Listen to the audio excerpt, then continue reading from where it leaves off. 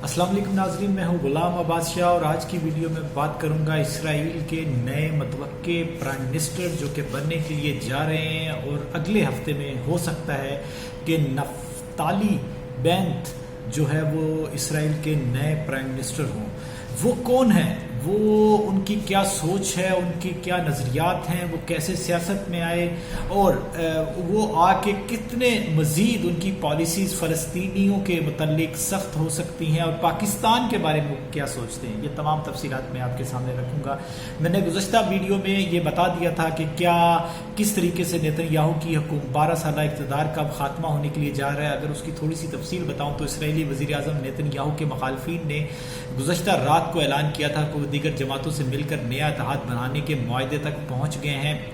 اور اسی طرح مذہبی اور قوم پرستی پر مبنی بیانات دے کر سیاست میں نام پیدا کرنے والے اسرائیلی ارب پتی اور سابق کاروباری شخصیت نفتالی بینت اسرائیل کے اگلے متوقع وزیر اعظم ہیں۔ اگر بات کرے جائے تو اے ایف پی نے جو رات کو رپورٹ دی اس میں یہ کہا کہ یہ ڈرامائی اعلان جو اپوزیشن کے رہنما ہے یار لاب اور دائیں بازو کے نظریات رکھنے والے ان کے مرکزی اتحادی بینت نے بدھ کی آدھی رات کو ڈیڈ لائن سے چند لمحے پہلے کیا اور انہوں نے ٹویٹر پر اپنے پیغام میں کہا کہ وہ اس ایگریمنٹ تک پہنچ چکے ہیں حکومت سازی کے، اور اس کے بعد انہوں نے اس سلسلہ میں صدر جو ہے اسرائیل کے ان کو آگاہ بھی کر دیا ہے، جس کے بعد 2 سالوں میں مسلسل 5ویں مرتبہ انتخابات کی طرف جانے والا جو سلسلہ تھا وہ رک گیا ہے۔ اس معاہدے کے تحت لابڈ اور بینت وزیر اعظم کے عہدوں کو مخصوص مدت کے لیے آپس میں تقسیم کریں گے۔ بینت پہلے 2 سال کے لیے پرائم منسٹر ہوں گے جبکہ لابڈ جو ہے وہ آخری 2 سال کے لیے پرائم منسٹر بنیں گے۔ اچھا، اس میں ایک پہلی دفعہ عرب مسلم پولیٹیکل پارٹی ہے یونائٹڈ عرب فرسٹ، اس کی طرف سے بھی منصور عباس جو ہے انہوں نے سائن کیے اور یہ پہلی دفعہ ہو رہا ہے کہ عرب سوچ اور مسلم سوچ کی حامل پارٹی جو ہے وہ اسرائیل میں حکومت سازی میں کردار ادا کر رہی ہے اور ایسے شخص کے ساتھ یہ کردار ادا کر رہی ہے کہ جو عرب کا دشمن سمجھا جاتا ہے، جن کے بیانات جو ہیں وہ مسلمانوں کے خلاف رہے ہیں اور اسلام آباد اور غزہ کا وہ آپس میں موازنہ کرتے رہے ہیں۔ اچھا، اس میں جیسا کہ میں نے بتایا کہ یہ پہلی عرب جماعت بن چکی ہے۔ اچھا، اس معاہدے کو اب بھی اگر دیکھا جائے تو وہ اسرائیلی پارلیمنٹ جسے کینسٹ کہا جاتا ہے اس کو منظوری لینی ہوگی۔ توقع یہی ہے کہ اگلے ہفتے کے آغاز میں اس حوالے سے ووٹنگ ہوگی اور اگر ایسا ہو جاتا ہے تو پھر لابڈ اور ان کے مختلف شراکت دار جو بھی ان کے حصے دار ہیں اس اتحاد میں، وہ نیتن یاہو کی 12 سالہ طویل حکمرانی کو ختم کر دیں گے، جس کی طرف اب آغاز ہو چکا ہے۔ دوسری جانب بدعنوانی کے الزامات کا مقابلہ کرنے والے اپنے عہدے پر قائم رہنے کے خواہش مند نیتن یاہو سے توقع کی جا رہی ہے کہ وہ نئے اتحاد کو اقتدار میں آنے سے روکنے کے لیے آنے والے دنوں میں ہر ممکن کوشش کریں گے۔ آپ نے ماضی میں بھی دیکھا کہ رمضان مبارک میں انہوں نے اسی سے توجہ ہٹانے کے لیے غزہ پر بمباری شروع کی اور غزہ پر فلسطینیوں کو شہید کرنا شروع کیا، جہاں پہ بچے خواتین شہید ہوئی، تو وہ ایسی دوبارہ حرکت بھی کر سکیں۔ اگر وہ ناکام ہوئے تو انہیں حزب اختلاف جو اپوزیشن ہے وہ اس کے بعد وہ اپوزیشن میں بیٹھیں گے۔ اچھا، اب میں آتا ہوں نفتالی بینت کون ہے۔ یہ متوقع پرائم منسٹر ہیں اسرائیل کے اور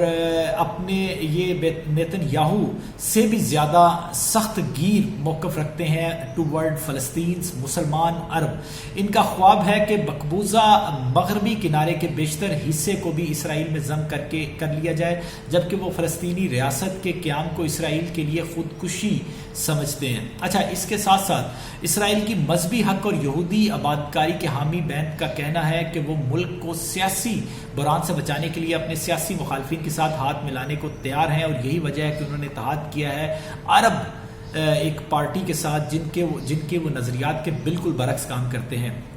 رائٹرز نے ان کی پوری ڈیٹیلز چھاپی ہے۔ رائٹرز کے مطابق 49 ایئر اولڈ بینت امریکہ سے اسرائیل منتقل ہونے والے ایک خاندان میں پیدا ہوئے تھے اور ٹیکنالوجی کے کاروبار میں وابستہ رہ کر کروڑ پتی شخصیت بنے۔ وہ اسرائیل کے طویل عرصے تک وزیر اعظم رہنے والے 71 سالہ نیتن یاہو سے عمر میں کافی چھوٹے ہیں، کیونکہ ان کی عمر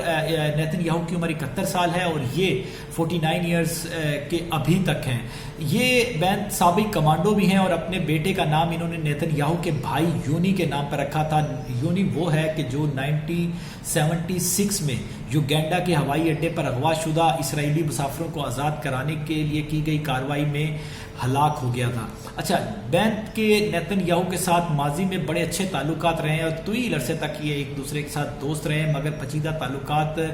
बाद में पेचीदगियाँ इसमें पैदा हो गई और 2006 और 2008 के दौरान इनके सीनियर मावन की हैसियत से काम करते रहे हैं, लेकिन बाद में इनकी राहें इन्होंने बाकायदा तौर पर जुदा कर ली थी। बेंत ने 2013 में जो इसराइल की सियासत है उसमें हिस्सा लिया और यहूदी आबादकारों की हमायत करने वाली पार्टी की इस्लाह की, उसमें शामिल हुए और नेतन्याहू के मुखालिफ, नेतन्याहू के मुख्तलिफ जो हुकूमतें हैं उसमें ये डिफेंस मिनिस्टर भी रह चुके हैं और इसके साथ साथ ये एजुकेशन और फिनांस मिनिस्टर के हैसियत से भी नेतन्याहू के वज़ीर के तौर पर काम कर चुके हैं। जो ऑक्युपाइड वेस्टर्न एरिया है वहाँ पर यहूदी आबादकारों की तहरीक जो वहाँ पे चल रही है यिशा के नाम से, उसके रहनमा की हैसियत से बेंत ने इस इलाके के कुछ हिस्सों पर कब्जा भी कर लिया था, जिसे इनके सियासी प्लेटफॉर्म ने बड़ी कामयाबी करार दिया था और इनकी पार्टी इनको बड़ी कामयाबी करा देती थी। लेकिन तब्दीली के नाम पर बनने वाली इनकी मुमकिना हुकूमत को बाएं बाजू और सेंट्रलिस्ट जमातों के साथ पार्लियामेंट में अरब अरकान की हमायत भी दरकार है और इसी वजह से इन्होंने वहाँ पर जो इनकी जो पॉलिसियाँ थी मकबूजा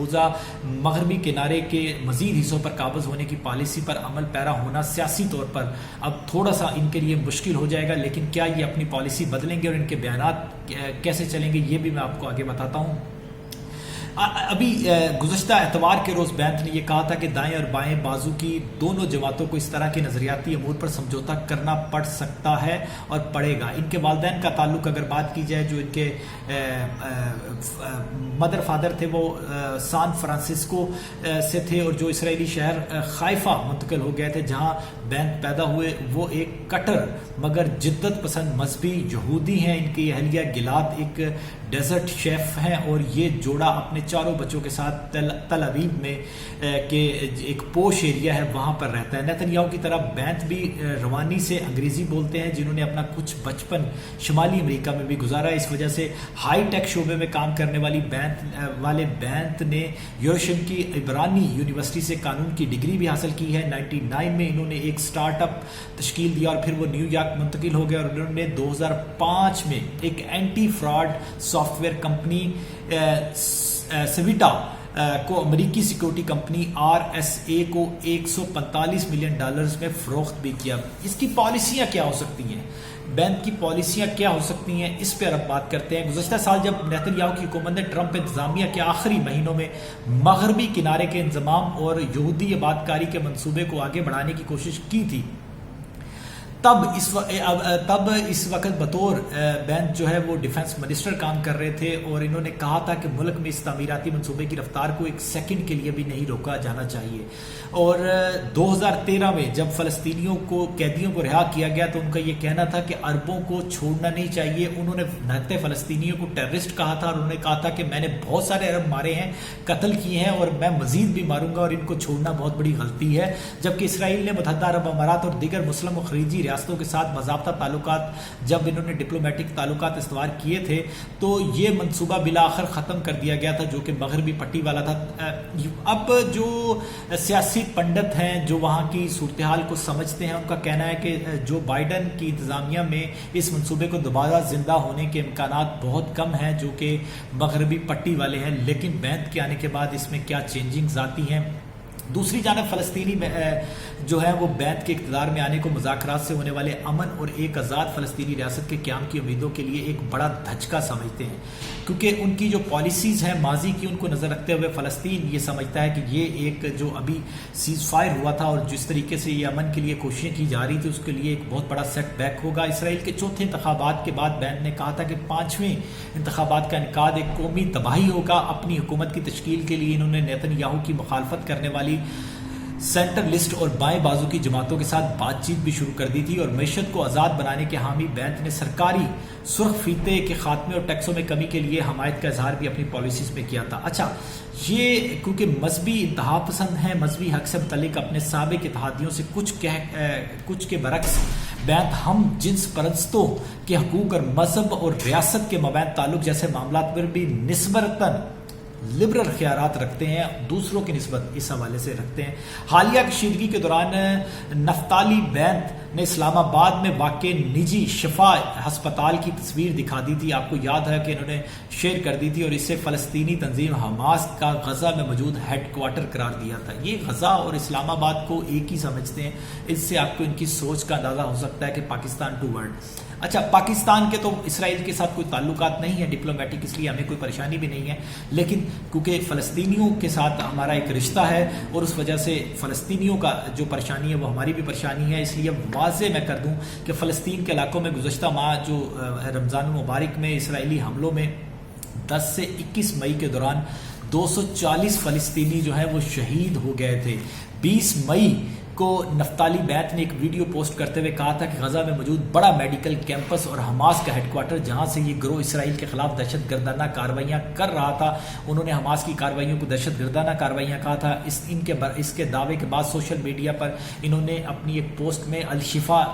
ہاسپٹل کا تصویر لگا دی تھی جو کہ اسلام آباد میں ہے، اور اس کے بعد سوشل میڈیا پہ ان کو کافی تنقید بھی کرنی پڑی تھی، نشاندہی کی گئی ہے، تصویر دراصل اسلام آباد کی ہے اور اسلام آباد میں موجود شفا ہاسپٹل کی ہے۔ دوسری جانب پاکستان کے جو فارن آفس نے اس حوالے سے ان کی جماعت سے تعلق رکھنے والے اسرائیلی سیاستدان کے اس بیان پر شدید تشویش کا اظہار کرتے ہوئے اس پر اعتراض بھی اٹھایا تھا۔ اچھا، انہوں نے عربوں کے بارے میں ان کی کیا پالیسی ہے، میں جلدی سے کیونکہ ویڈیو لمبی ہو رہی ہے میں بتاتا ہوں کہ اسرائیلی اخبار دا یرشم پوسٹ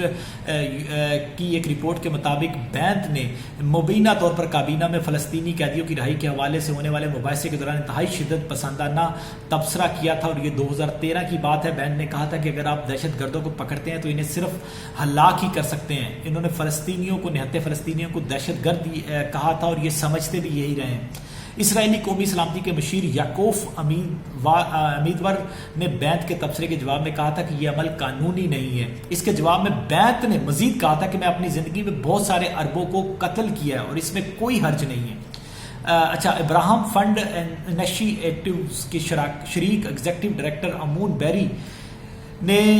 اسرائیلی اخبار کو اس حوالے سے بات کی ہے، اور انہوں نے کہا کہ بینت کی جانب سے تمام عربوں کو دہشت گرد قرار دینا ناقابل قبول ہے، اور کوئی بھی ملک کسی وزیر کو اپنے شہریوں کے بارے میں اس طرح کی زبان استعمال کرنے کی اجازت نہیں دے سکتا۔ یہی اخبار رپورٹ کرتا ہے کہ بینت کے دفتر سے رابطہ کرنے پر جب انہوں نے اس بات کی تصدیق چاہی تھی، تبصرے کی حقیقت کی طرف اشارہ کر رہے ہیں، تو دہشت گردوں کے خلاف 2 طرح کی کارروائیاں انہوں نے کہا ہو رہی ہیں، جس میں انہیں زندہ پکڑنا یا ہلاک کرنا شامل ہے۔ بیان میں انہوں نے یہ کہا تھا کہ اگر آخر میں ہم گرفتار جو لوگ ہیں ان کو جانے دیں تو شاید ہمیں ان کو ہلاک کرنے کا مقصد کے لیے الیکشن لینا چاہیے۔ تو یہ ان کی پالیسیز ہیں ٹو ورلڈ، اور انتہائی سخت پالیسیز ہیں۔ اب عرب جو مسلم جماعت اس میں شامل ہوئی ہے وہ کیا ان پالیسیز کے آگے رکاوٹ بن سکے گی یا فلسطینیوں کے ساتھ یہ ظلم و ستم جاری رہے گا، یہ آنے والے دنوں میں پتہ چلے گا۔ اور اگلے ہفتے میں اگر نیتن یاہو کا 12 سالہ اقتدار ختم ہو جاتا ہے اور یہ جو 120 کا ایوان ہے اس میں سے 61 ووٹ بینک لے لیتے ہیں اور ان کی اتحادی لے لیتے ہیں، تو پھر اصل امتحان شروع ہوگا کہ بینک کی اب ان کی جو ایز اے وزیر اعظم ریاست کی پالیسیاں کیا ہوں گی اس کو وہ آگاہ کریں گے۔ اگلی ویڈیو میں دوبارہ حاصل ہوں گا، فی الوقت کے لیے اجازت دیجیے، اللہ کے بعد۔